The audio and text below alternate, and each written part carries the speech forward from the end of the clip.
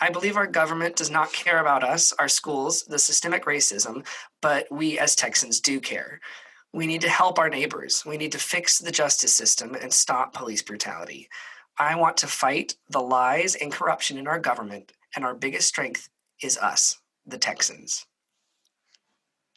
Welcome to Who Is That, the podcast. I'm Taylor Edwards. And I'm Coy Branscombe, and that was a quote from today's guest, statewide organizer for Our Revolution Texas, former candidate for the Texas State Senate, and beekeeper, Clayton Tucker. And Clayton, you are the first Texan to be on our show, which is really exciting for us as we're both native Texans. Thank you for coming on the show today. Well, thank you for having me. It's quite an honor being the first Texan on the show. We're very thrilled, and you came full cowboy hat. You're really doing us proud. Mm-hmm. Oh yeah, gotta stick to branding. Gotta stick. That's both what being on the campaign and working with Jim Hightower has taught me. Stick to your branding.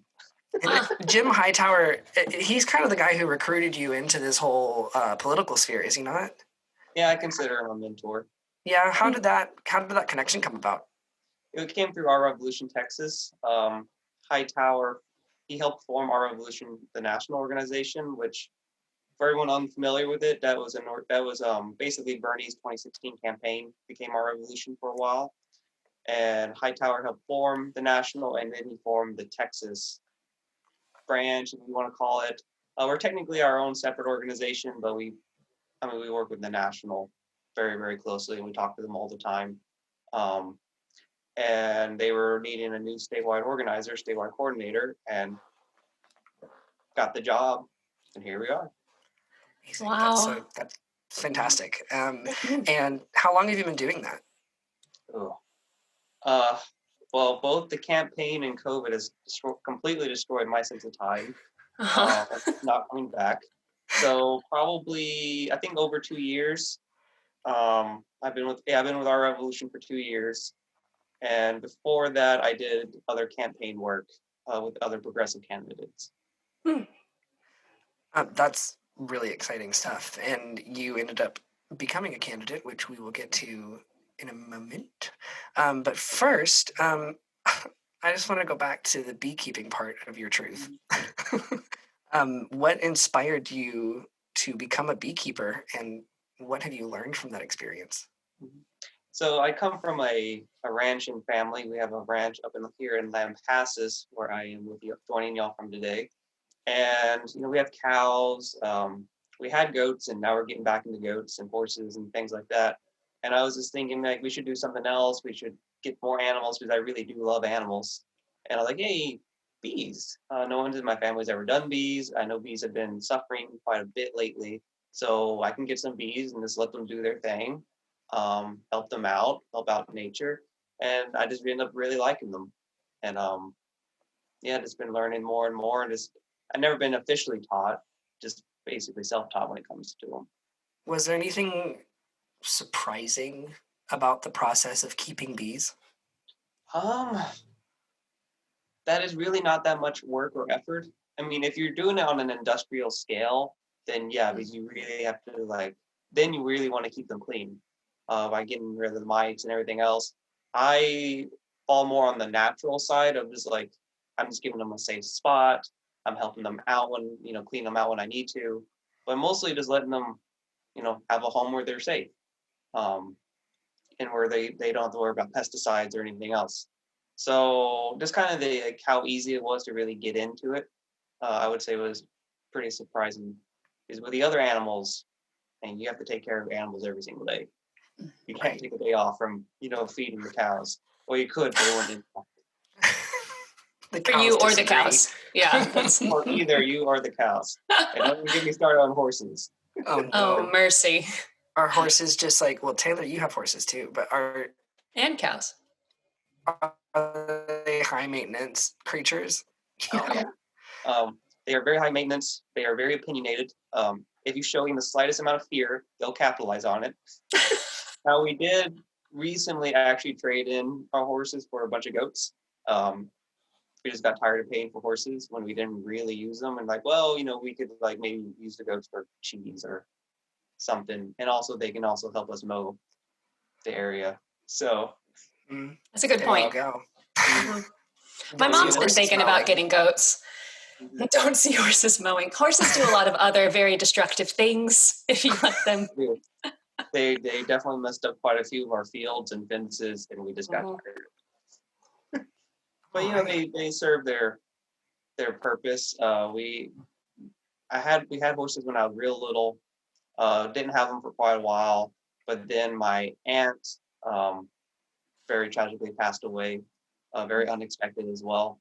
So what my uncle did is he bought basically they weren't really therapy horses, but they acted as just a way to help my cousins through their grief because they lost their mother in their teen years. So, but then they were just they're all in their 20s now, so they're moving on. Right. Just Yeah, gave the horses a new home. that's wonderful. It's really touching.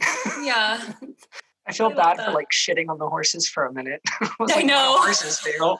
No, don't get me wrong. Those horses and I definitely had our disagreements. Oh, They loved my cousins. They did not love me. really? Did They you have big personalities. maybe mention the whole goats are better lawnmowers thing in front of them? Probably. There we go. See, there's your mistake. Mm-hmm. Elephants never forget, and horses are a close second. That was a stupid joke. I loved it. Taylor? So, as I was saying, beekeeping, very impressive skill. We loved learning about it, but we know you have worn so many other hats as a teacher, a public speaker, a community organizer, and most recently as a candidate for the Texas State Senate. Why did you decide to run, and what can you share about that experience? Well, I mean, it comes down to healthcare. I mean, fundamentally, is just a lot of folks in my family don't have it, and I lived in Taiwan for a while, and they have a system very similar to Medicare for all, where you have it, no questions asked. So I remember this one time. So let me back up a little bit. So in Taiwan, if you're Taiwanese, you have health insurance automatically, no questions asked. You get your little health insurance card, and you're good. Now, if you're not Taiwanese, you have to be working or studying to be a part of their national system. And between this 2 month and this like 2 week period when I wasn't working and I wasn't studying, as I was transitioning from being a student there to becoming a teacher there, I get strep throat or some kind of bacterial infection. I really tried to tough it out. I was not able to tough it out. So I just go outside, I go to an ATM, take all the cash I can, and I just pick a random clinic. I just walk in. They see me, wait time was like 2 minutes. They gave me 7 pills a day, twice a day for 4 days. And I go to the counter, and I kid y'all not, I probably spent more time trying to explain that I am uninsured. That like, no, I didn't lose my car. No, I didn't forget it. I am literally uninsured. Completely foreign concept. And they're like, well, I guess you have to pay for this then? I'm like, yeah. Now in America, they would have, handed me a bone saw and would have demanded my arm and leg. But there, it cost me a grand total of $5 American. And I have $5? been a raging healthcare lunatic ever since. Of this call-in system full of crap and full of nonsense, and just an utter scam. Our system is such a huge scam; they're ripping us all off, and it's getting a lot of people killed while it's doing that. So, I mean, that's the main reason why I'm running, or at least what got me started. Even with our revolution, it all goes back to healthcare. Because you've seen the land of milk and honey, and then you came back here to the land. Yeah. Oh no, I don't know what to call it. It's just poo-poo. Oh dear. It's just a scam. You're the right. land of the scam. The land of scam. Okay, that's interesting because I just signed up for health insurance for the first time in my life through the ACA. And I will say, like, it was pretty painless. I mean, it's overwhelming looking at a lot of different insurance plans, but I was able to pretty quickly determine which one I wanted. And I was able to pay for it monthly. I mean, I'm not going to get any money back in taxes, but that's okay. I would rather have health insurance. It's kind of poo-poo to have to pick, but I'd rather pick, health insurance. But the whole time I was signing up for it, I just kept thinking like I shouldn't have to do any of this. I should just get this because I'm alive and I'm a part of this country, and that's what's happening in Taiwan. Oh yeah, because when I started working there, they basically, without me asking or having to fill out any forms, they sent me my little health insurance card, which I still keep as a little prop. And that was it. And I did end up like looking at my tax records there, because I'm like, how much am I actually paying for this? And there I was paying about $25 a month. So about like 2% of my salary went to healthcare, and that was it. And the most I had to pay out of pocket was like $5, like maybe $10. But it's so easy, it's so simple, and there's this. I mean, it's so much better. You know, we're the only industrialized nation that does not have a single payer system. There's a reason every other country literally chose to have a single payer system. So it's true. I think about that a lot, how it would change things for the average citizen of the United States. Like the average citizen who disagrees that we should not, who thinks that we should not have single payer healthcare. How would it change their perspective if every month they got an itemized list of where their tax money was going and how much of it was going to, for example, the military industrial complex? Oh, yeah. Or corporate welfare. Because you know, those poor gas companies, they're just not making enough billions. I tell you what. Yeah. Yeah. And it's I mean, kind of going a little bit down this rabbit hole. I go down rabbit holes with healthcare. You know, we're That's talking great. about how it We would love that. affect, average citizens, or residents, would say. And it's huge. I mean, we think of it in terms of only having healthcare, which, yes, there is, of course, that aspect, but it's so much more. Because if you look at even, let's say, property taxes, for the folks who pay property tax, having a national system would save Texas about $5 billion every single year. So for Bell County, which is where Clayton Temple is, their property tax rate would fall 6% overnight, automatically. Because you think of it also this way. We are all being overcharged for our healthcare, right? Every single one of us. Well, that means our teachers are, our city employees, our county employees, our firefighters, all government employees are also being overcharged. Who pays for that? Property taxes. So when we actually when we create a true national system, or at least a true statewide system, we'll see property tax go down, or maybe we'll have actually more money for our schools, more money for roads, more money for internet broadband, maybe. There's a reason so much of our infrastructure is crumbling, partly because of the military complex, partly because we're giving corporate welfare, but also partly because we don't have a single payer healthcare system. So it's all part of the solution. I love this rabbit hole. We can stay in this rabbit hole. Honestly, it's great. And it was a little eye-opening. I legitimately had not thought about property taxes and how that would be affected. That's crazy. And it just, again, it's like, how can you can you have this information and not care? Also jobs. I'm sorry. So I've been talking to a couple folks. We're trying to build a media campaign around Medicare for All, Healthy Texas, single payer system. And I was talking to some folks out in Tyler, Texas, which is East Texas. And for Smith County, the Tyler area would create about 5,000 new jobs every single year, because it frees up money for businesses. It allows people to start their own employment. And also, when people are saving money because they're not giving it to healthcare corporations, well, what are they going to do? They're going to spend the money on local businesses, on more products, on your ice cream parlor, whatever, which then generates a whole lot more business. So we actually have data about how either Medicare for All or Healthy Texas or some other system that closes the coverage gap and lowers cost will affect businesses and people and taxes and households all up and down the system. So what went wrong in this narrative? Like, who is this? Obviously, I know who the big bad wolf of this story is, but like, how are they so successful in demonizing this? They bought and paid for Congress, and then they run $1 billion ad campaigns. Because even if you look at actually the data, it's something like 80%, almost 90%, if I remember right, of Democrats support Medicare for All. They support a single payer system. Over half of Republicans like literally over 50% support a Medicare for all single payer system. All told, around 70-something% of Americans will be perfectly all right with a fully national system. You look at Congress, that is very much not the case. Congress, unfortunately, has been bought and paid for, including the Texas Ledge. I mean, they're all bought and paid for by these lobbyists and by corporations and PACs and you name it. So then they don't have the interest of the people, and there's guilt on both sides of the aisle. I do think one party is a little bit more guilty than the other, but keyword is a little in that phrase.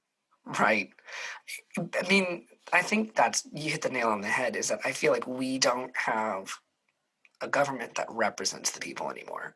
Mm-hmm. And they're kind of just serving their own best interests. And I'm really frustrated that they're getting away with that. Is there, what are your thoughts on how we break that like high castle? I don't know what else to call it. Like, how do we break through that? I mean, obviously sending progressives to represent us at the state and local and federal level, but how do we pull back the curtain? I guess that's a better analogy. How do we pull back the curtain on these politicians? And that's partly the $1 million question. I'm a big believer. I think it was Mark Twain who said, history may not repeat, but sure doesn't rhyme. And if we look at history of the Gilded Age, with the Populist Party, the Progressive Party, and even the Socialist Party with Eugene Debs and everyone else in that era, they fought for basically things that we take for granted now: ending child labor, $40 minimum wage, 40-hour work week, and everything else. And they started fighting for these things. Like the 1870s or 1880s. And that actually started here in Lampasas. I don't know if y'all knew that, but the whole progressive populist movement started right here, like a couple miles down the road from where I am right now. So Texas started the progressive movement, but it takes time for these things to happen.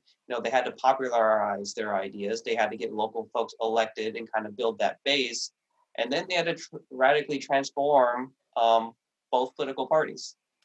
Because if we have to remember that, while the Democrats who instituted the New Deal and Social Security and Medicare and everything else, if you look at the Republican platform during the Eisenhower administration, and it's a lot more progressive than it is now. We'll put it that way.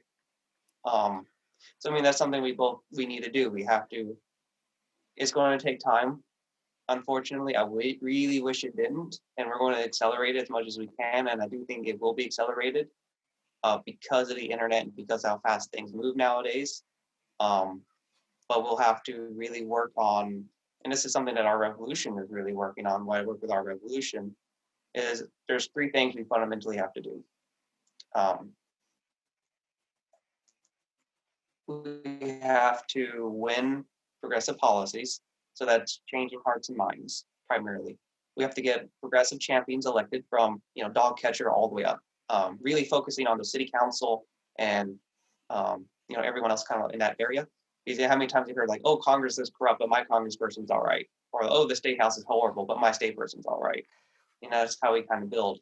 And then the final thing, we really have to transform, ideally both political parties, but at least one political party to really fight for us. And then we can create a powerhouse that will actually institute and keep change. And let's talk about the steps that Texans can take to improve our healthcare system in the state of Texas. So one of the big things, and this is what our revolution is really working on, is called the Healthy Texas Act. It will create a single-payer universal system for healthcare. It will cover basically everything, at least everything you really would need. So, emergency care, preventative care, prescription drugs, eyes, ears, dental, mental health, pre-postnatal, emergency transportation, you name it. It does not cover certain like voluntary cosmetic surgeries. Now, if you get like burned real bad, they'll cover that. But if you just want a bigger certain body part, whatever it could be, that's on you. So there's that system. And this is the second Sorry. He was talking about ears. I really tried to keep it together. want bigger ears. If they want a smaller nose. A smaller nose. That could be it too. The bill was written by National Nurses United, which has been the lead sponsor in the Medicare for All national campaign. So it's very similar to that bill. And it will cover all residents in Texas. And right now, the bill is sponsored by Representative Gina Hinojosa, so major shout out to her of Austin, and working to get more co-sponsors of the bill. Last session, we had 3 co-sponsors. We're hoping to get 8 this time. So it is really pushing for that movement. It does require the state of Texas to expand Medicaid, which we have not done.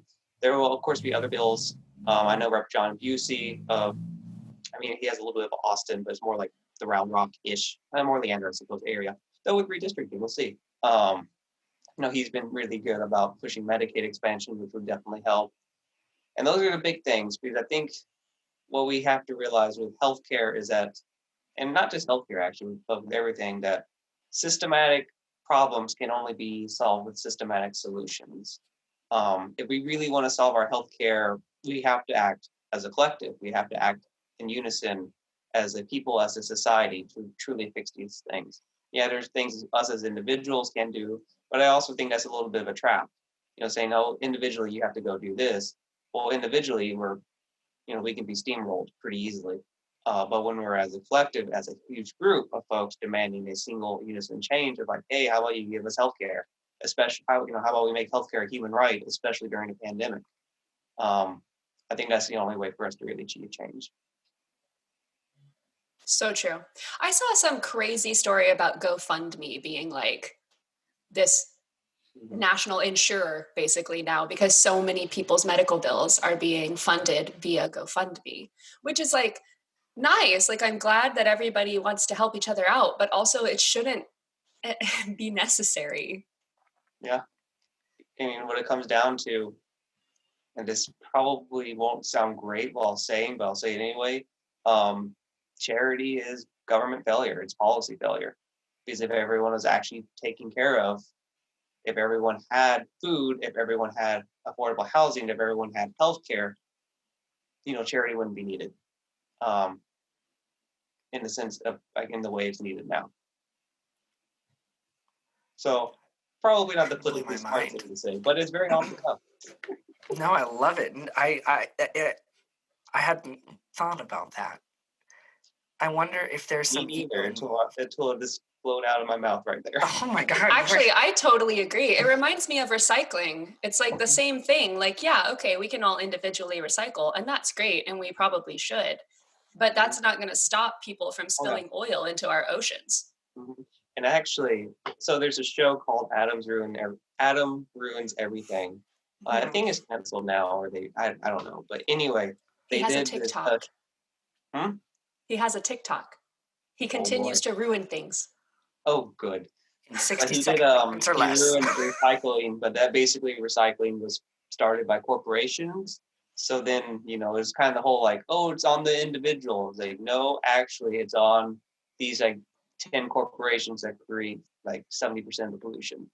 So that's the same thing with like veganism. It's like everybody's like, stop yelling at people for eating a cheeseburger and start yelling at these corporations who are actually contributing to the problem. Like, you not eating beef is not actually going to make any difference in the long run. Like, I feel like that's all. Sorry, I feel like I'm having like a Matrix moment. like everything is a lie. Charity's a lie. It's all a scam. It was all tricked into making us feel like it was our responsibility. And actually, it's the responsibility of these millionaires and billionaires who are like hoarding all of the wealth and hoarding all of the resources and wasting all of the natural resources in an effort to have so much money that they'll never be able to use a third of it. Because I think it's like a lot of those billionaires can spend $400,000 every single day and they'll still never run out of money. Oh, yeah, those things that are like the Facebook, I guess it's a meme, I don't know, the little things on Facebook that I see that are like, this is how much Jeff Bezos makes in a second compared to like, and it's like one of his employees' salary for like an entire year. Oh, yeah. He's made $8 million an hour, but he still pays everyone poverty wages. Which, by the way, actually, if the minimum wage followed our growth in productivity, which it should, minimum wage would be around $23 an hour. So like this $15 minimum wage is like a compromise. Yes. It was good when that movement started. And it's already outdated. It's very much outdated. Okay, well let's shift gears a little bit and talk about sorry. Let's talk about where'd it go? Let's talk about immigration. So I saw on your website that you accidentally spent some time illegally in Taiwan. And I just want to compare that experience there to the reality of people living here illegally. Can you just talk about your time in Taiwan being an illegal immigrant? Sure. So it was when I was transitioning from being a student to being a teacher.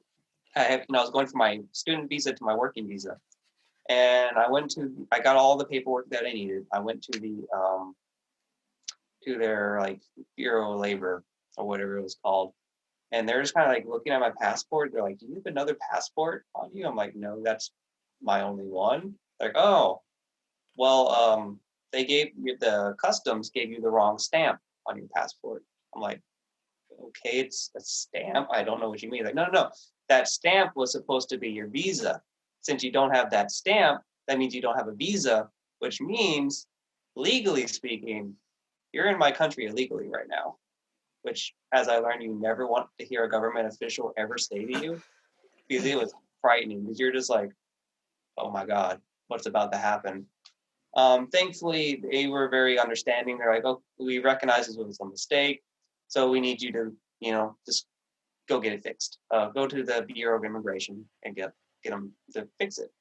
I'm like, okay, well, thank you, thank you, thank you. So I go over there, and they're like, yeah, you have to go find the actual customs agent at the airport to help them, to get them to fix the mistake. So I end up calling my soon-to-be boss, and I was telling them about it, and they're like, "Wow, that's really weird." So, but you know what? We'll handle it for you. So, like, we'll call the airport, we'll call the customs, we'll find the agent, and as we're doing that, we can put you through training, so you can just be like ready to be a teacher. I'm like, okay, that sounds good. And like, now we're going to mail your passport over to the airport to have them fix it, and you can totally trust us. The postal system here is great. There's no way they would lose it, and it's gone. Your passport is now completely missing. So not only do I not have a visa, I now don't have a passport, and I'm about to hit my 90-day mark because I had a free 90 days. And this is all going on in a country that the United States does not recognize as a country. So there is no embassy. Now there is a friendship office that does friendship things that looks a whole lot like what an embassy would look like. And it's like right in the middle of Taipei, their capital city. So I go over there, I tell this friendship employee my story, and never a good sign. They're like, well, that's a first. But we normally would print you off an emergency passport, and we could do that here. Problem is, we're not an embassy, we're a friendship office. So we have to call an actual embassy in the Philippines to get them to print it for you. So I told the guy my story, the friendship officer, and they're like, well, that's a first. And now normally, if we were an actual embassy or consulate, we could just print you off an emergency passport and you'd be good. But since we are a friendship office, we have to call some friends in the Philippines at the embassy there to get them to print one for you and ship it over. The real problem is that the soonest we can get that for you is on Friday. And Friday is also that 90-day mark where you go from being kind of, sort of, but for like illegally here, but forgivably so, to being, no, you are definitely like not here legally right now. So I'm like, okay, that's fine. So Friday comes along. I get to the friendship office at like 6 a.m., pick up my thing, and I immediately go to the airport, and I just picked the soonest flight I could get, which happened to be going to Hong Kong. And I go to the ticket counter, and they're like, they never seen an emergency passport. It's like an American passport, but really thin. So they're just like, what is this? Well, the computer knows it, so I guess it's fine. And I go to the customs, and they're also like, what in the world am I looking at right now? And they're just kind of typing away, and things get a little silent. Like I'm like, I kind of get a bad feeling, and some officers come over, and they're like, we need you to come pay a fine. I'm like, what do you mean? Like, no, you've overstayed your welcome. Like, you've overstayed your 90 days. And I just blurted it out like, no, I still have 5 hours left. I didn't know I had 5 hours. I just picked their time and I stuck with it. And, oh, bless those folks. They're so nice. They literally got together and started counting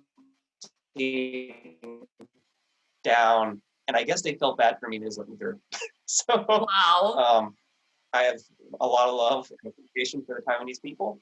Because what would have happened if I overstayed? They would have given me what's called a black stamp, which basically means you can't enter any countries visa free. Because they'll see that and they're like, oh, this guy's overstayed. We're not letting him in. It would have forced me to return to the United States. But that's also kind of something that I realized is that, Taiwan was never legitimately my home. Yeah, I lived there, I worked there, and I had some really good friends there, but it was never my home. The United States has always been my home. And then I think of folks like Dreamers, who did absolutely nothing wrong, literally nothing wrong, but they just have a few documentation issues, which is where I was in. My issues were with documentation, and that's how actually most folks who have document problems they have them because of simple paperwork issues like that, because they couldn't get to a court in time because they're having to work constantly just to make things meet. And it definitely made me much more sympathetic because while I had to return to, a lot of those folks, their home is the United States. Their home is Texas. So we have to really protect those folks and create a good, clear, understandable pathway to citizenship. My grandmother, she was English, and it took her like 20 years to get a citizenship, which is dumb. It should not take that long. So I very strongly believe that we have to, protect folks if they are here and they legitimately want to raise a family here and they legitimately want to do good by their community, then we need to protect them. Because also, speaking as a person who moved across to the other side of the world, that requires a bit of courage, really leaving everything to go to somewhere completely new. It does require a degree of courage.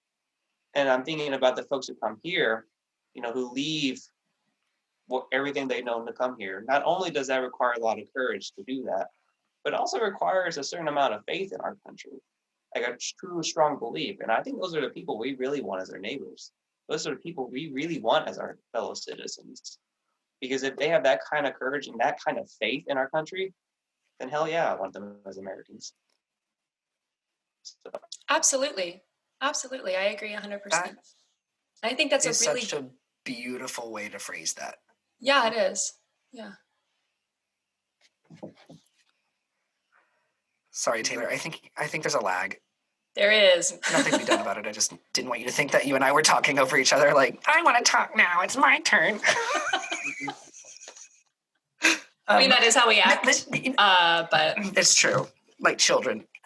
But I want to go back to this because you made a really, really solid point here that I don't think a lot of people understand. You have been in their shoes, but through it all, you had a home to go back to. And for so many of these people, they are not immigrants. They are refugees. They are escaping something. And there is a really strong difference. And I feel like a lot of our leaders do a really bad job of not differentiating the two and not respecting the difference in the reality for these people, that they're not coming here because they want to, as Trump says, they're not murderers and rapists like looking to just ruin lives. They are actually being tormented by people like that, and they're trying to escape. And instead of being welcomed here and told it's okay, you've made it, they're being shut away for what? A signature on a piece of paper? Talk about rabbit holes. Mine's really angry. Angry rabbit. I had another question and I forgot it. Useless. This is such a good conversation that I don't even know where we are in the questions. Like Yep. this has been so invigorating that like I don't even know where we are, and I love it. Taylor, is there a It doesn't question? matter, but I am interested because we were talking about your experience running for office in Texas, and it's disappointing that you weren't elected, especially now that I've gotten to talk to you. It's extra disappointing now. It was already disappointing though, just because of like your platform. But the fact that you weren't elected, this is a reality for states like Texas, just for progressives in states like Texas, I should say. So what advice do you have for progressives who want to run for office? Don't give up. Recognize that very few people win their first election. Actually, the only people who win their first election, generally speaking, the people who win their first election are those who come from a lot of money or have a family name. I mean, there are, of course, few exceptions, AOC being one of those. So, I mean, there are exceptions to the rule, but, even think about this, let's use Bernie Sanders an example. Bernie ran, I think he lost upwards of 7 to 8 times he ran and lost. And he would run and run and run, and then he found out he did pretty, he would run statewide, and he found out he did pretty well in this little city called Burlington. So then he moved there and ran. He became mayor. So, and there's a lot of folks. Abraham Lincoln ran and lost a lot. Even on the Republican side, Richard Nixon ran and lost a lot. I'm very conflicted about Richard Nixon, by the way, because one, it's Nixon, but also he created the EPA, and I struggle to be mad at people who create the EPA. A lot of other things to be mad about, but that's like, Yes. It's like, all right, you did good there. He is also the only president ever pro a basic income. So Really?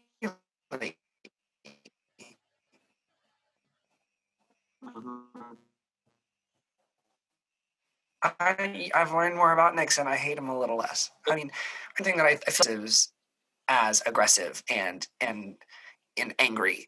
And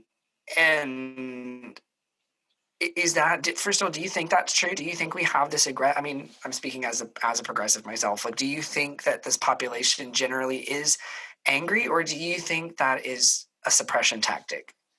I think it's by and large a suppression tactic, and also I think that's kind of a result of Twitter, because almost everyone on Twitter is mad about something, and it's what Twitter's for. I'm in a good mood, and then I get on Twitter. I go on Twitter. That's what I do. I know I'm not the only one. It's interesting. I do marketing and fundraising for the shelter that I work at, and we were talking about this the other day. Like, there's a different voice for every social media. Mm-hmm. Like the tone that I use on Instagram versus the tone that I use on Twitter. And we were saying Twitter is typically feistier. Mm-hmm.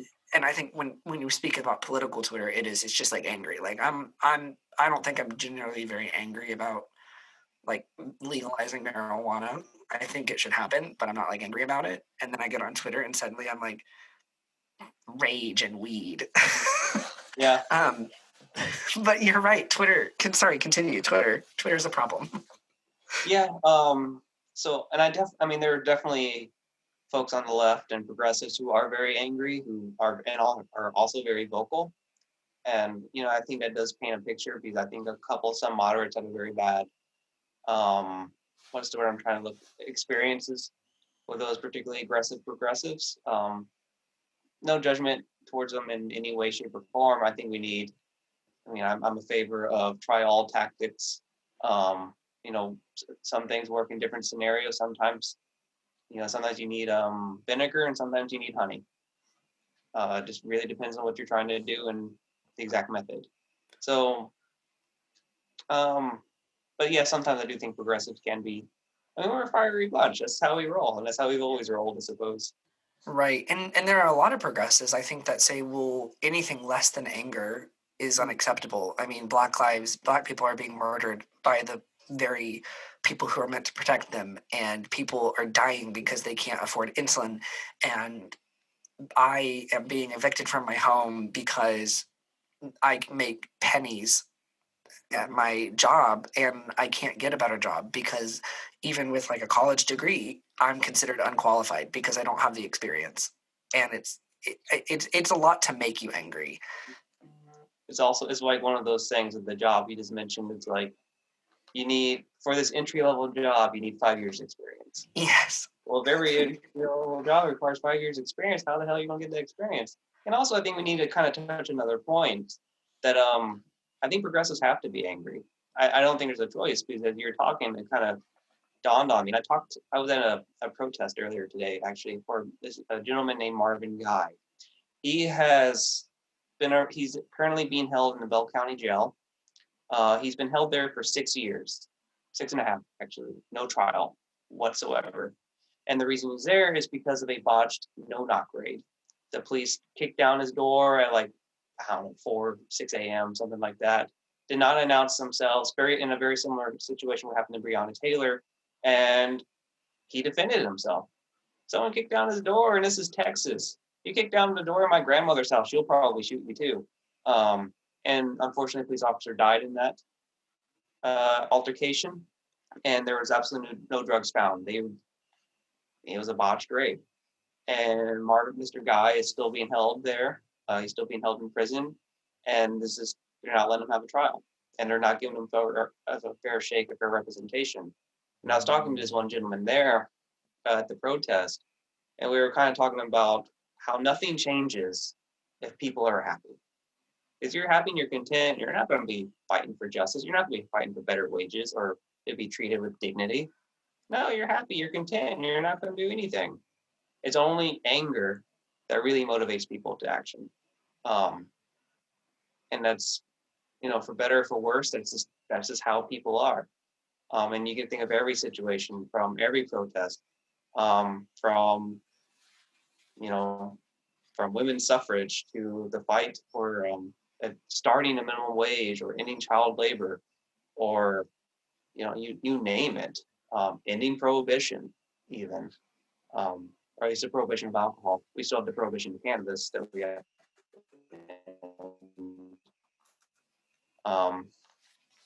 Every single thing has been motivated by anger in one way, shape, or another. So I think that's just a natural part of the process. I completely agree with you. And so my family and I are on opposite ends of the political spectrum. Mm-hmm. And we've had these conversations because when the George Floyd protests sparked and really started the national Black Lives Matter protesting, I participated here in Austin, and led to some difficult conversations with my family, who is very much pro-police. And one of the arguments that I kept trying to make was that our whole nation started because of a protest. Mm-hmm. We started by destroying property, by throwing tea into the ocean. A protest over taxation without representation, which is what we are doing to Puerto Rico right now. I just want to throw that in there. Yeah. And good old Washington, D.C. Right. Mm-hmm. And so in a way, it's like protesting, and even I'm of the mindset that if I as a white person have no right to break anything in these Black Lives Matter protests. I am there to support and to serve as like a defense against police and like stand on the front lines as protection. But like, if Black people want to raid a Target, if Black people want to raid corporate America, they have every right to do so. And it's honestly the most patriotic thing that I think you can do. I think, something you said, Clayton, really stuck out to me, which is that you said dignity. And I think that these issues, at the heart of these progressive issues, is the right to a dignified life, the right to a life with dignity, a minimum wage, healthcare, not getting murdered by the people who are sworn to protect you, like equal rights, human rights, civil rights, workers' rights. And I wouldn't get mad if those things were given to me and to everyone else without a fight. I don't need to get mad about those things. If you're telling me that Black lives don't matter, I'm going to get angry, but I wouldn't have if you would have just agreed with me. Mm-hmm. Because I think everyone deserves a life of dignity. So I'm a little hot. I know, same. Man. If I was to sum up, like, what is the progressive movement? Like, what do we truly believe? And like one thing, and this is a dignified life for all, human dignity for all. Because that requires healthcare, that requires a good job, which in turn requires a good education to get that good job. And of course, none of that matters if we don't have a clean environment. So Exactly. So So it's kind of disingenuous to call progressives angry. I'm not saying you guys did that or that you are being disingenuous from the outside. To call progressives angry is like, well, if we start talking about an issue that's important to you, you're going to get angry too. It's just that the issues that are important to me are about human rights and not, I don't know, oil. Mm-hmm. It also means it shows your privilege, because if you don't get angry by these things, then you're not affected by them. Mm-hmm. So you mentioned, I'm sorry, what was this man's name that you were protesting for? His name is Marvin Guy. Marvin Guy. First of all, are there like any social media things that we can plug right now for people to get involved with that, or they just need to search Marvin Guy, Texas? I think there's a website like Free Marvin Guy. Okay. I just want to make sure we plug that, because that's important to me, that if this is happening right now, I want to get people involved. Mm-hmm. They had a hearing just today. I don't know but I know like the Austin NAACP was there. There's several other groups, mostly local, like there's quite a few groups and kind of coalition really forming there. So I feel like that, talking about that, I feel like it centers around gun ownership rights. I mean, he had, under Texas state law, he has a right to stand his ground on his property. I think it is called the Stand Your Ground law. Like, I have a right to shoot somebody if they're trespassing. So Moms Demand Action endorsed you in your campaign and as a gun sense candidate. And this is a touchy subject in Texas. We love our guns, and I find a deep sense of irony in the situation you're talking about with Marvin Guy, that he was doing what he is under the law allowed to do, but he's in jail because it happened to be a cop on the other end. So what does sensible gun legislation look like to you? The long short of it, we treat them in a very similar way that we treat cars. Look, if someone wants a car, okay. I mean, no judgment there. I don't particularly care what type of car a person has. And I don't particularly mind how many cars people have. Though if someone has a whole lot, I might get a little like, about them. But, at the end of the day, I'm not going to really pass any public judgment. But if you do want a car, then I want to make sure you know how to drive the dang thing, that everything's taken care of, and that we know everything is going to be safe. So with that, I talked about in the campaign where basically all you need to do is get a gun license, which would include training, it would include background checks and everything else. And once you have that, then you're good. If you want a gun, then you can easily get one. I do believe that veterans who have been honorably discharged can get one just automatically. Or, if they apply, then super easy. Because I don't want to create too many barriers for folks, but I also want to make sure that we're not dumb about this, and that we're not careless. So, and if you want a bigger gun, well, just because I have a normal driver license doesn't mean I can drive an 18-wheeler down the road. So if you want a bigger gun, a more powerful gun, okay, get a little bit of an extra, get that little bit extra of a license, and then we know you're good. And okay, so bring mental health care into that. I guess mental health in general. I know some politicians have said, and if you, I mean, obviously, if you're like, if you have a record of domestic violence, you shouldn't be able to have a gun. But what do we say about people who are maybe schizophrenic or dealing with multiple personality disorder or something of that variety, where if they were to go off of their medication, is it related? Does it correlate to medication? Or so this is the one kind of, a lot of politicians especially like to blame folks with mental, like they're like, oh, this person did his mass shooting because of a mental illness. When in truth, people with mental illness are more likely to be victims. Like they're very, very likely to be victims here. Um, and I don't want to like create a I want to be very cautious with this, but I don't want to say like, oh, you have depression, so you can't get a gun, because I mean that you're just adding to the stigma that's already really there for people with mental illness. So, that's really kind of a tough one. I would really need to see what the data truly says. I do believe data, what's I don't remember who said it, like in God we trust, but everyone else bring data. Someone said that. I don't remember who, but Clayton, you're the king of quotes. You have like really laid them on us tonight. I've been trying to write them all down. Basically with mental health, like we would need to be more cautious because again, people with mental health are more likely to be victims of gun violence, and usually the perpetrators of gun violence are done out of rage or racism or sexism or domestic violence, because the number one indicator of future violence is past violence, whether that violence is towards others or towards yourself. That's the number one indicator. Great answer. The ease with it was a great answer. Yes, the ease with which someone can get a gun in Texas right now is staggering. It's astounding to me. I briefly dated a guy from another country, from France, and he wanted a gun because he knows how to use them, because I guess he owned them in France and it's like a hobby of his. He liked to go to the range.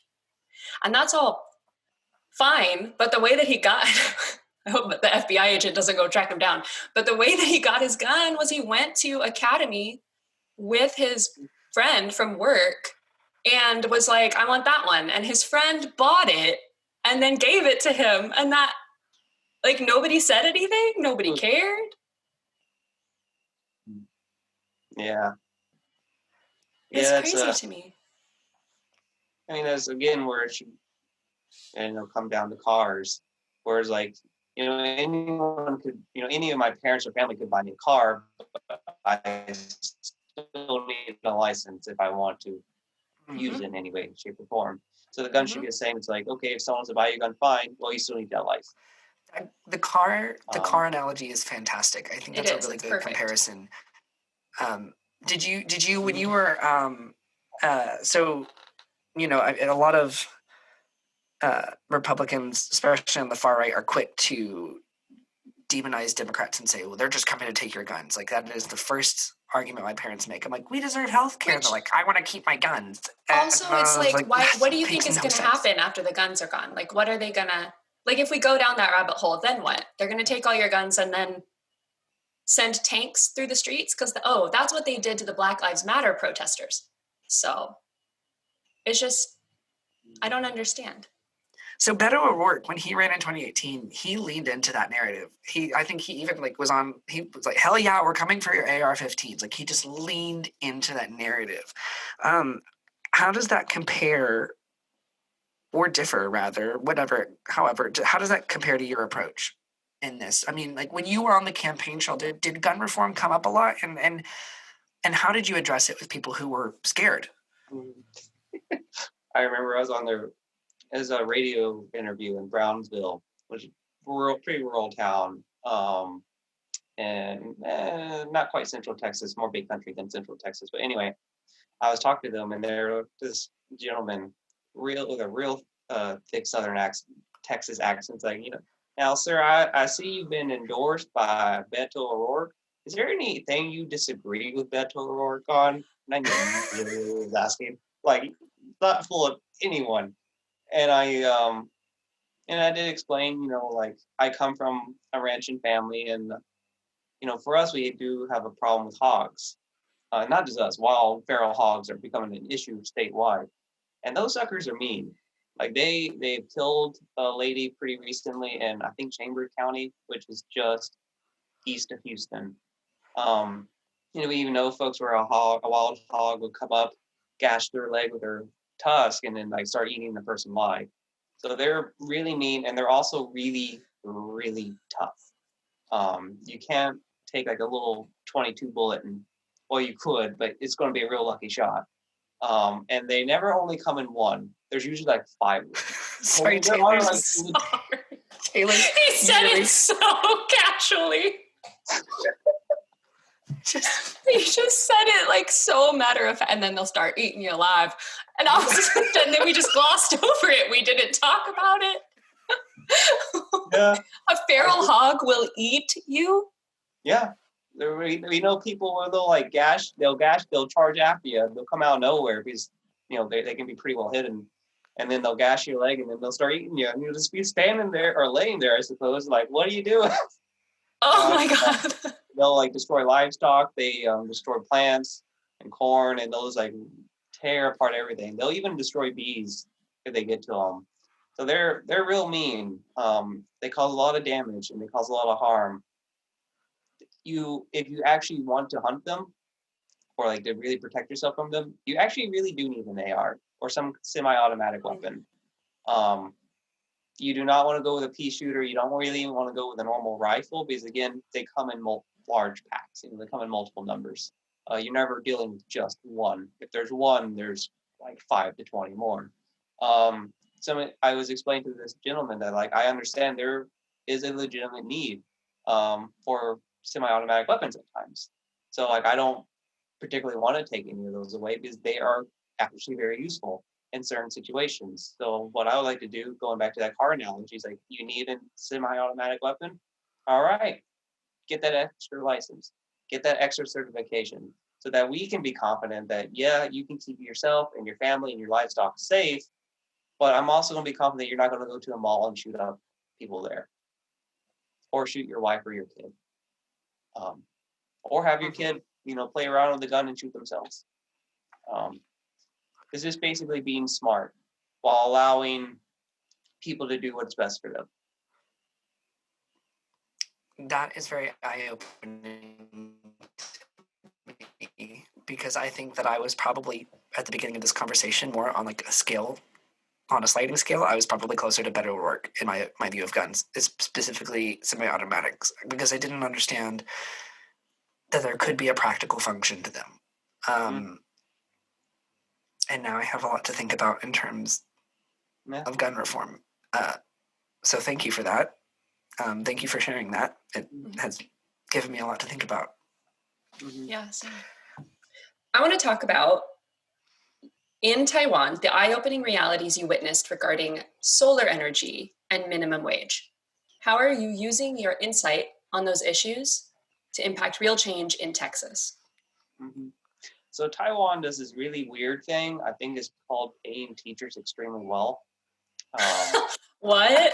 I know. That isn't outrageous. So like, let me put this in a little bit of context. I had a buddy there. The dude was American. His wife was Taiwanese, and they had their very first kid, Diana, real cute kid. And from his one kindergarten teacher salary, because his wife I think she ended up taking like 3 years grand total off from working, but from his one salary, they were able to make it. No second or third job required on a kindergarten teacher salary. Now they had to budget everything. I remember he would tell me, Clayton, I can only have 3 beers this week because I'm on a budget. But they were able to make it. You just can't do that here in the United States as a teacher. But also when you get into these poverty wages, let's call them as they are, you can't survive. And also what Taiwan did is they had a lot of solar panels on farms. So I don't remember why it was like that, but it was some event. I think it was actually renaming. It was the event where they were asking Abilene ISD to rename 4 of their schools because 4 of their schools were named after Confederates or Confederate generals. Yeah, thankfully that they are renaming the schools. Thankfully, so awesome. One little victory at a time. Anyway, I was driving up there and I was thinking to myself, farmers and ranchers really create all the fundamental resources we need to survive, besides, mining and things like that. They create the food, they create a lot of our basic products. Well, why shouldn't they also harvest our energy? Why not we like democratize our energy? So instead of coming from, 1 or 2 coal plants or nuclear plants or whatever, we just put a lot of solar panels and a lot of wind turbines on all farms and ranches, which make it where they all not only are harvesting our food, but they're harvesting our electricity, and then they can sell it to the network, or they can use it themselves, whatever they choose. And I think that would be actually a very critical component to a Green New Deal. I think if we ever want a Green New Deal to be true, then that has to be a part of it. So, and Taiwan did quite a bit of that. They helped a lot of their farmers install solar panels on their barns and stuff. So they'll be harvesting things like, I don't know, like they have like one field of cabbages or pineapples, or they grew a lot of fruit there, and things like, stuff like that. And then over there they have like a couple solar panels that they would then sell that to the grid or use it themselves. And there's no reason why we can't do that here. Plus, I would be perfectly happy with being a solar farmer or wind farmer. I could totally farm this thing. Just sign me up. I'll do it right now. You don't even have to feed them. Exactly. Just send in some goats and sheep to mow around them, and you're good. There you go. And then bees, just because I feel like we need more bees. Oh yeah, you can just put them, like, use the solar panels for shade, and then they can pollinate all the flowers around. Oh, this is a really nice picture you're painting for me. Goats mowing the lawn, bees pollinating flowers, farming wind and solar. Mm-hmm. Okay, so people say that, oh, y'all are a bunch of snowflakes in Texas. I'm like, oh, no. This is Texas. We don't have snowflakes. We have tumbleweeds, and it's only a matter of time before you fools kick us upwind. Yes! Isn't that good? That's like a mic drop moment. So quotable. I hope you said that at a tumbleweed, but those mofos are pointy and they're spiky and they hurt. So yeah, I feel like I resonate. I identify more as a tumbleweed. I'm pointy and I'm spiky and I hurt. When you talk about selling energy back to the grid, what would happen to it then? Do you mean that then energy would be part of the free market? Like, would they sell it to PEC? Ideally, they would sell it to electrical co-ops. So they would we would need a smart grid. So we would also need to update our grid, because our grid is pretty outdated. So then they could sell to electrical co-ops, and then that would just be used wherever in the state is needed, whether it's Austin or El Paso, Amarillo, Lubbock, and Cameron County, Houston, wherever it's needed then. Yeah, I was just interested about that. I was like, where then does it go? How does it get distributed? Before running for office, you studied international politics with a minor in Mandarin at Southwestern University. So how did you come to teach kindergarten out of that? Oh boy. So back in the before times, before I got involved in politics, and also before COVID, so the before times, I went to Southwestern University, really focused on politics, mostly political science and Mandarin. I also was an environmental researcher with the National Science Foundation. During that time, we basically studied water and coal in mainland China, and just how that policy all is working or is really not working, in their case, unfortunately. And I wanted to become a translator. I'm like, I think that sounds like a lot of fun to me. I want to become a translator. I like Chinese. It's the written language is very beautiful, and also it's easier for people with dyslexia to read Chinese than it is to read alphabetical based languages. So if you have a kid and that kid is dyslexic, or you suspect it's dyslexic, get them to start learning Chinese. It uses a different pathway in the brain that is not affected by dyslexia. So I just found it really easy to learn, at least the written part. The speaking was a lot harder for me. But, I had a lot of fun with it. And then I learned about Google Translate and economic automation. And I'm like, this is not a good shit for me to be on. This is going to end terribly, because by the time I get good enough is the time that job is automated away. So I needed something to do. I didn't really want to return to the United States at that moment. So I figured I'll just teach for a while, and just basically taught, and would then take a few weeks off and go travel to Japan or Vietnam or Hong Kong or Thailand or just wherever.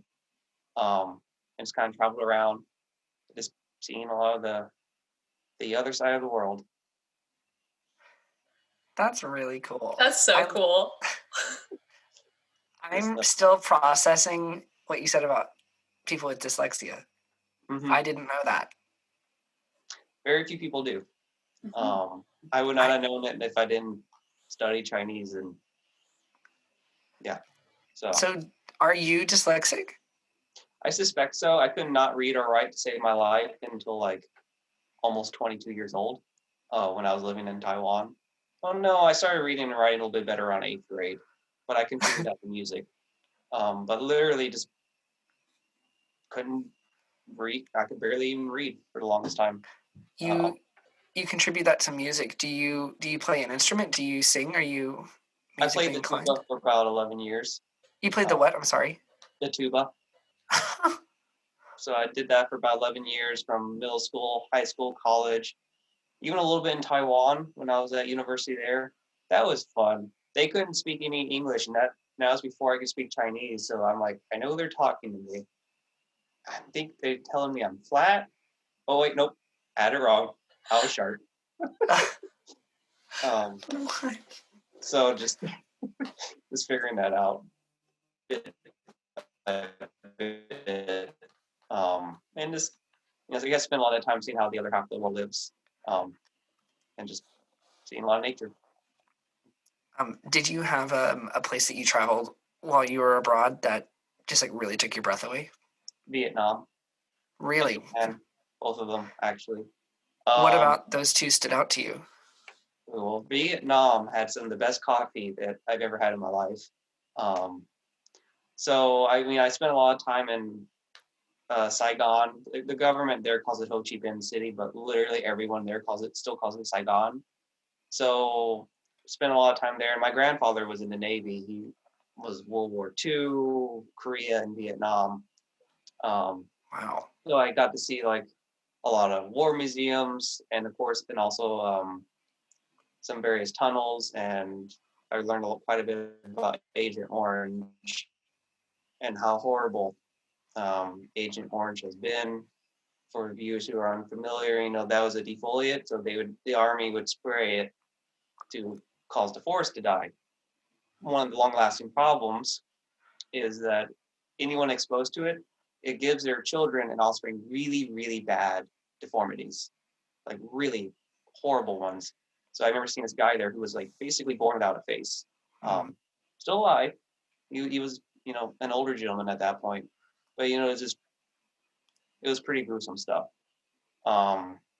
So just really spent a lot of time there. A lot of people there were really, really nice. It was a very energetic place, a lot of high energy, and is developing. And I do think that if everything goes well for Vietnam, it will probably become the next South Korea. It could easily become a powerhouse in East Asia. So spent a lot of time there in Cambodia and Laos and Thailand. In Thailand, I mostly just spent time with the elephants. There's an elephant rescue area where like you just feed them and bathe them. And yeah, that's basically all you do. Just in the middle of the Thai jungle, so I did that for a little while. With Japan, I mean, I've always liked Japanese culture. My grandparents and my father, when he was a kid, lived there for a while. So like they had Japanese furniture and Japanese art. So when, my grandfather and grandmother took care of me when I was young, they were like my babysitters, basically. So, they had a bunch of Japanese things. So I've always been around, Japanese culture one way or the other. So it's just really cool seeing there, and they just have a vending machine for everything. You need coffee, vending machine. You need food, vending machine. You need a clean pair of underwear. I kid you not, vending machine. Just literally everything. Talk about things America needs. I think they outdid America with that one.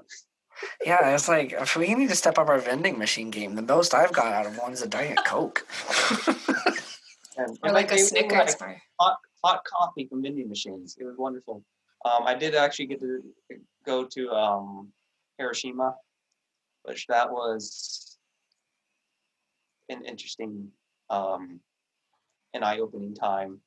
Just going to their, what is it, the Peace Memorial Park, I think is what it's called.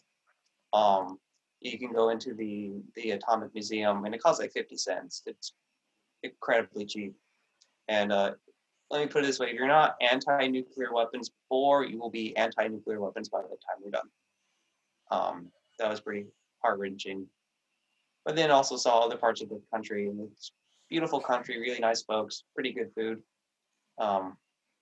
So just really liked it there. Okay, so the holidays are coming up. Do you have a favorite holiday tradition? Oh. For Christmas, not really. Well, my friends and I used to have one, but we haven't jump into the river at like midnight, when it's stupidly cold, and then we would all suffer for a little while, but then we get drunk and it'd be fun. Warm yourself up with liquor, I understand. That is not the most Texas thing I have ever heard. I know, that's what I thought. I was like, that's so on brand. Me and my friends all go out to the river and jump in, and then we get drunk. Yeah. All right, We get Taylor. mad at ourselves, like, why did we think this was a good idea? It's like 30 degrees outside and we're wet. It's typical Tuesday. Tuesday. Taylor, when you come back, that's what we're doing for Christmas. No, thank you. But No, I didn't ask. Okay. Okay, what's one of your favorite things to say in Mandarin? Ooh.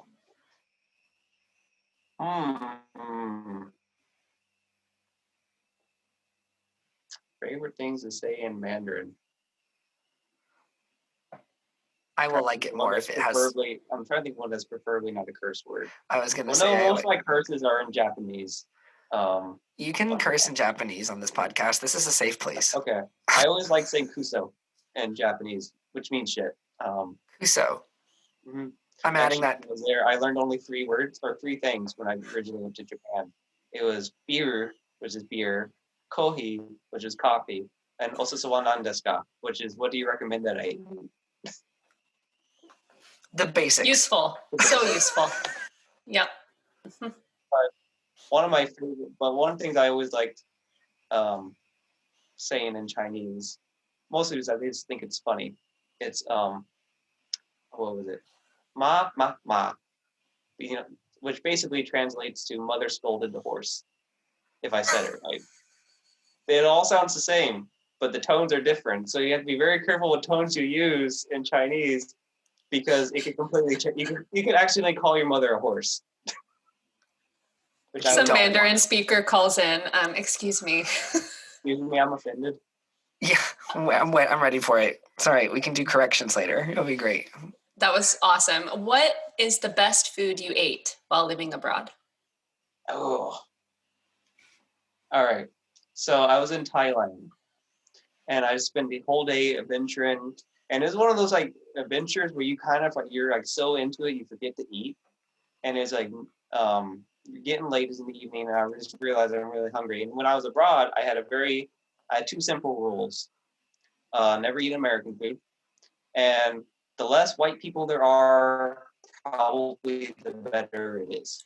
So I find this little outdoor restaurant, no foreigners, no white people whatsoever. So I'm like, okay, this place looks legit. So I go over there and I just pick something off the menu. I was like, oh, that looks good. And it was a curry chicken. And it was so good that, you know, like your hand gets a mind of its own. It's like starts over your face. But it's also so spicy that I was literally crying as I was eating, like tears coming down my face. And they felt so bad for me, they handed me a beer. Wow. So it was an extra good meal. Oh, yeah. I was suffering, but it was good. Listen, with spicy foods, if you're not crying, it's not spicy enough. Mm-hmm. What's the point? Yeah. I want to see God in the flames, or it's not hot enough. Oh, yeah. There is this instant noodle, this Korean instant noodle that Gabriel, my husband, always gets. It's called buldak. I said that very poorly, but it is so spicy. It's so painful, and it tastes delicious, but it burns. And so I'm going to send you some so you can compare it to the curry chicken. Mm-hmm. Sounds good. We'll see how it goes. It All right. hurts. Okay, so finish this sentence for me. Texans are Rowdy. accurate. What is a must-see destination in Lampasas?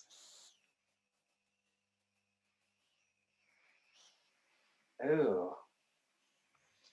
Every time I have friends who come here, which is not too often because Lampasas is a bit out of the way, but what I always do is I take them to this restaurant called Storms. It's a burger place. It's my favorite burger place ever. In my opinion, it's the best hamburgers there are. And I admit that I'm probably a little biased, but this is how I feel. And so I would take them there. And then after that, we would go to a little sculpture garden, which is this little park in Lampasas. And it has a bunch of like sculptures and other kind of interesting art. So that's usually what I would go. That's what I would always. That's what I recommend to folks who come here to both That sounds see lovely. and. Mhm. I love a good burger joint, so I know where I'm going. Oh, yeah. It don't look like much. You kind of look at it like, I don't know about that, but there's a lot of people there, so should be But you That's know, how you know it's it's good. like, That's how you yeah, know I it's was just gonna good. say, like when you, it's like kind of similar to what you were saying about when you were eating abroad. You know, it's like the less white people there are. I'm like, the shadier the building looks, the better that food's gonna be. Mhm. In They survive Texas, anyway. somehow. I'm like, yeah, Mhm. like one of my favorite. I mean, you know, I live on the like in the suburbs of Austin, and um, my favorite taco place to get breakfast tacos is in the back of a gas station. Oh yeah. And you would like never know it was there. There's no advertisement. It's just like you understand if you live here, you go to the gas station and you go to the back. It's like it's like the beyond part of Bed Bath and Beyond. The beyond part of the Shamrock. Yes. Oh God, my age is showing. Do we still have Shamrock? Isn't that one still a Shamrock? I don't know. Or is it? I don't. That doesn't matter. It should be. It should be. We went to high school together, so we're talking about the same place. Yeah, we live like across the street from each other in our youth. Well, there you go. So we've known each other for entirely too long. Okay. Have you had any weird things happen with your beekeeping? I did discover I'm partly allergic to bees, which is not ideal. But that's about it. How did you find out? I got stung, and like so I got stung like on my thumb, and from my thumb all the way down to like there got really swollen. I'm like, I don't think that's supposed to be that way. It was like super red and itchy for a couple days, and my family was like, yeah, you're probably allergic. I'm like, yeah. And then one time I also got stung like right in the lip, and I probably look a little. Not probably. I did look a lot like Donald Duck for a while, and sounded a lot like Donald Duck for a while because I'm like, well, this is embarrassing. Oh no! So you're not a fan of the whole beekeeping uniform with like the hood and stuff. You just go for it. I'm You I'm freebie forced it. to wear it now. You're for it I now. don't have to. Before Freebie I was it. like, it's fine. You know, they sting me, whatever. And now I'm like, nope, I have to wear it. Even if I Yeah. hate it, I have to wear it.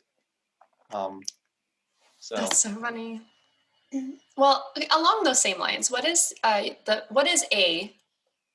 not the most, but what is a favorite memory working on the ranch with your grandfather? ooh.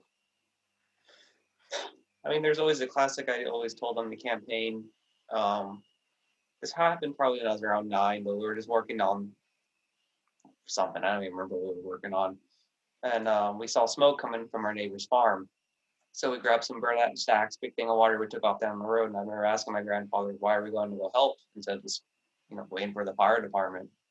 And he told me, "Neighbors help neighbors," which I think is, sums up the progressive movement and kind of the way a lot of Texans really should be, and the way I think a lot of Texans truly are once they kind of get past the fear that's been instilled with them from all the various propaganda. Beyond that, honestly, it's taking care of baby goats. I have a deep love for baby goats, and I Oh, would feed them all the time when I was a kid. That was like my job. Like, you go feed the baby goats. That is You so were, like, cute. That was my happily. job too, except cows. Mm-hmm. Oh, We I want baby definitely had to goats. feed baby cows, but that was more like my cousin and my grandfather's Mm. thing. They did also make me haul hay for a while. That work sucks. Mm-hmm. So our next question, I'm not gonna make you answer because it was how many times you've been stung in your life by bees, and we're gonna Oh, just not make you answer that because you've swollen up, one, two, about 4 times. and that's enough to Um, know that that's mhm. it's 4 too many. And each time gets progressively a little worse. So I'm like, come on, body, what are you doing to me? Yeah, That's how it good is. thing you've got that beekeeping suit though. I feel like And like an EpiPen, right? I need to get one of those. I've been meaning to, but then I see the cost of it, and I'm like, oh, I can wait a little bit. oh If yeah, we we'll had have you back Medicare on to for talk all, about EpiPens. What'd you say? if we had Medicare for all, then I would definitely have an EpiPen, because then it would actually be like reasonable. Yeah, Because we're EpiPens gonna are, have you back on to only talk about how ridiculous the whole price gouging is for EpiPens and insulin Yep. and all these other life-saving things that are not your fault because you're born with it.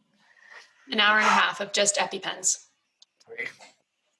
Yeah, just in the before times, before COVID, I spent part of my, and even before, a little bit, well, I did this a little bit when I was still running for office. But part of my job was to go around the state and actually explain what Medicare for all was, explain how we pay for, exactly how do we pay for, and how is it different than what we're doing now. And then my favorite section was destroying propaganda against Medicare for all. So like, they say this thing, well, guess what? Wrong. And explain it all. And that actually usually would take an hour to an hour and 30 minutes. Of me Wow. because there's so much out there. Mm-hmm. I feel like so. Well, like I told you, I tried to talk about Medicare for all with my family, and their first response is, "But what about my guns?" I was like, "These are 2 separate issues, and we can discuss them separately." Yes. Well, here's with your guns. If you ever get shot, then you know you don't have to pay for it. Oh, you're so good at this. This is why you're the statewide organizer.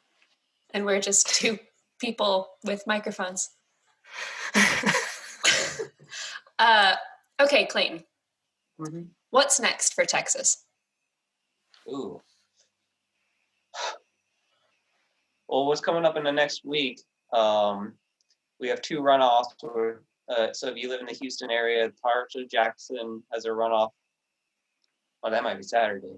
If you're in the Austin area, Allison Alter and Jimmy Flanagan are running against 2 Trumpers. That's coming up next Tuesday. I know OR is doing a phone bank for them and a bunch of others on Thursday, which I guess is tomorrow.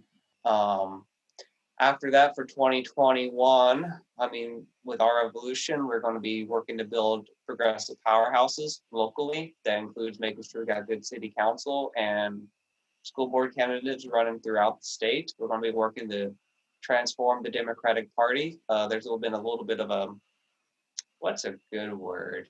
An outrage within the Texas Democratic Party. A lot of people are really upset with it for various reasons, including people in the party. So we'll be working to make sure that the party is held accountable, that it is transparent, and that it is accurately progressive, as the rest of Texans are, and not beholden to any corporation.